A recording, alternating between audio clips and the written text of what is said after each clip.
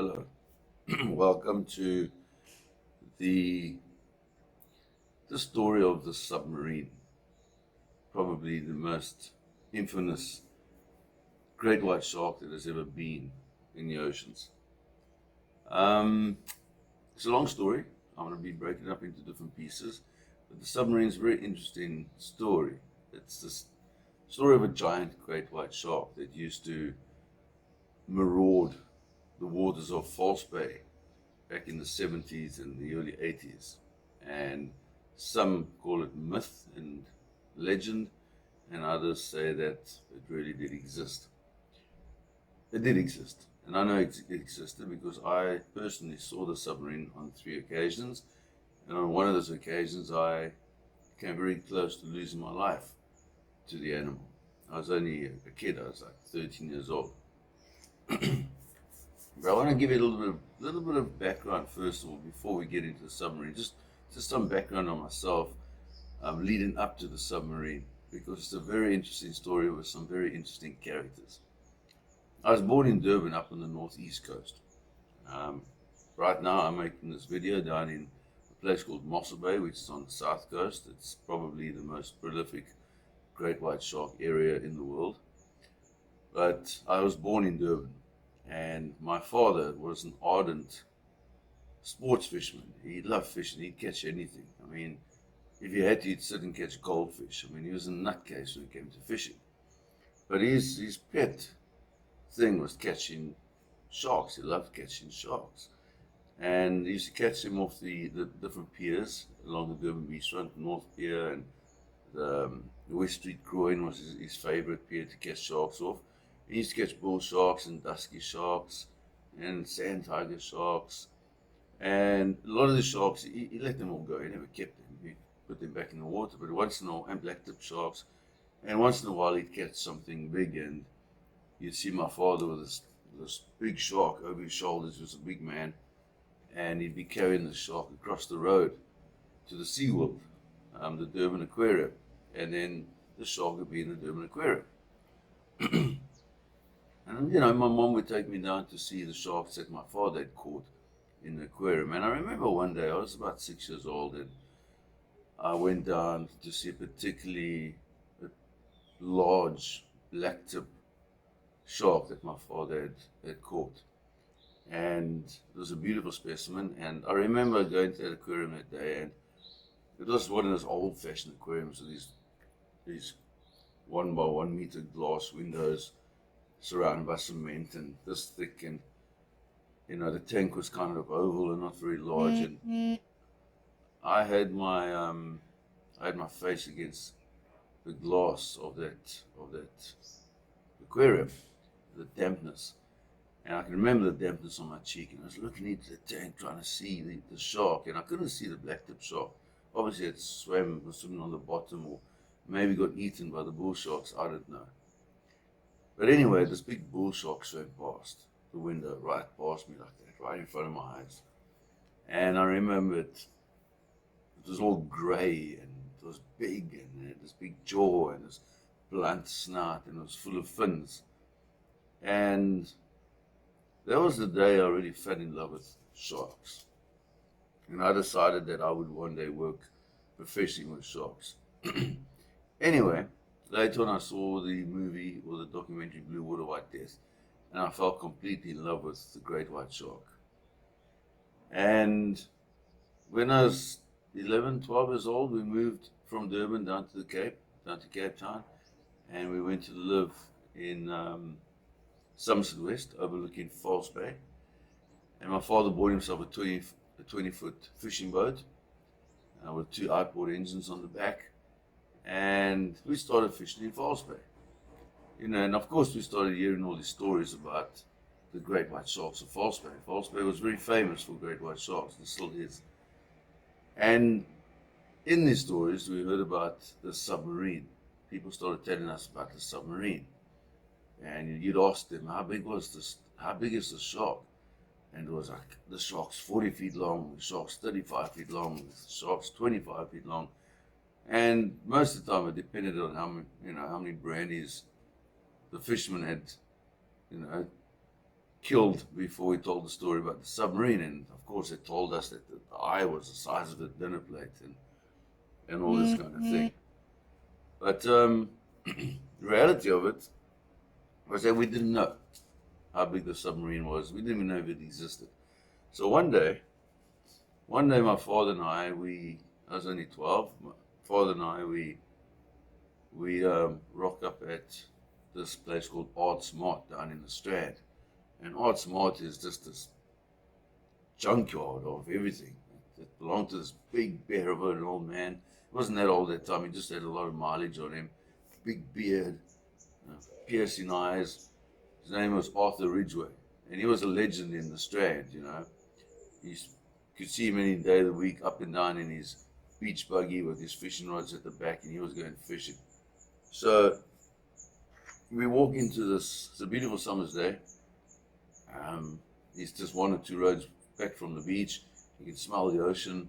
It's a gorgeous summer's day, and my dad and I stroll into Art Smart's place, and it's a ramshackle barn with the roof sagging and these old wooden doors, tired, sprawling out onto the pavement. But the only thing that still had any pride in the building was the name. Big Art Smart in gold and green letters, you know. And we walk inside this place, and my dad shouts out, "Anybody home?" And we hear nothing. My dad shouts again, "Hello, anybody home?" And somewhere from the back of this junkyard of stuff, and I mean this place, Art Smart was a second-hand place. It sold second-hand furniture and nails and nuts and bolts and vacuum cleaners and you name it, he sold pots and pans and all sorts of stuff. But it looked like a dump truck. It actually just reversed into Art Smart's place and just dumped everything there, and people could come and buy it. So anyway, we had this gruff voice on the back of the shop. Yeah, wake up the goddamn dad, will you? And there comes old Art. He comes marching through his junkyard, and he's got this tattered old jersey on and his stained blue shorts on, and there's a table there with a bunch of fishing reels all taken apart in different pieces, and you can see he's been repairing them and you know, servicing these reels. He was an expert at this kind of thing. So he walks up to us and walks right up to my dad, and he's about my dad's height, not as big as my dad. My dad weighed like 250 pounds, he was a big man. Art probably weighed 220 pounds, also a big man. So he walks up to my dad, he stands there and he stares at my father for a little bit, kind of trying to make up his mind if he likes my father or not. And then his grin crosses his face and he puts out his mitt of a hand, like a big leathery hand, and he shakes hands with my dad and he says, "Art's the name." My dad says, Theo Ferreira is my name. And anyway, he looks at me and he says, "What's your name, young man?" And I say, "My name's Craig, Uncle Art. Uncle Arthur."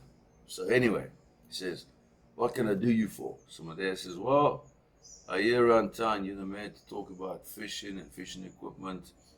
You know, I'm a fisherman. I want to talk to you about what's going on out in the bay. You know, we just moved down from Durban. I bought a boat." So Art says, "What boat you buy?" My dad says, "I bought an old boat. Well, I bought a boat called Ivanhoe. I've renamed it to Tana." So Art says, "I know the boat, Ivanhoe. It's a Rob Craft. It's a good boat. It's a good sea boat." So my dad says, "Well, I like it." So anyway, Art says, "Well, come on, let's go sit down. Let's talk fishing." So we go and sit down at this little desk. Just as you walk into Art Smart on the left-hand side, there's this little desk, and there's a money box open with a few bucks in it, and it's a mess. The desk is a mess, and behind the desk is this old swivel leather chair that looked like it was once maybe expensive, looked like maybe it came from a lawyer's office or a doctor's office, and there were a couple of other chairs that my dad and I took up on the other side. But before Art threw his big frame into his chair, he went and he stretched the chain across the entrance of his shop, and it said closed. So my dad said, "Hey, Art, you don't have to close the shop on our account." So Art says, "You want to talk about fishing or fucking? I close the shop." And he burst out laughing. He just burst out laughing, this man. Crazy old dude. Anyway, so my dad and Art start talking about fishing and blah blah blah, and I'm listening. I'm enthralled by these two pair of men talking about fishing and all the rest of it. And eventually I get a chance to say something. And I say, Uncle Art, have you ever heard of the submarine? So he eyes me out. Yes, young man, I've heard of the submarine. In fact, I've seen the submarine. And my eyes light up like this. I'm like, my heart's beating, I can't believe it. So I say, have you seen the submarine? And Uncle Art says, yes, I've seen the submarine. I say, how big is it, Uncle Art? How big is it? And he looks at me and says, young man, I'm not quite sure how big it is exactly. I've seen it once. I reckon maybe 20 feet, 21 feet long. So I say to him, but I've heard, I've heard that it's 25 feet long or 26 feet long. And he says, listen, my friend, fishermen will always exaggerate. So take a few feet off whatever shark they tell you they see. He says, you get a cat out there on the water and he sees a great white that's 4 meters long, he's going to tell you it's 5 meters long. That's just how it works. Anyway, so I asked him about the submarine, and he tells us the story that he was once out with a guy called Takis, that was a big shark hunter in False Bay, and apparently they hooked the submarine like 1 o'clock in the afternoon, and 9 o'clock that night, Arthur just took out his knife and he cut the line. And he said that since that day, Takis never spoke to him again. And so I said to him, but Uncle Arthur, did you ever try and hunt the submarine? And he laughed at me. He says, no, my boy, I don't hunt sharks. It's a waste of time. I hunt edibles. I fish for edible fish. Sharks are just a pain in the ass. So anyway, long story short, my dad and Arthur carry on chatting about fishing and all the rest of it. And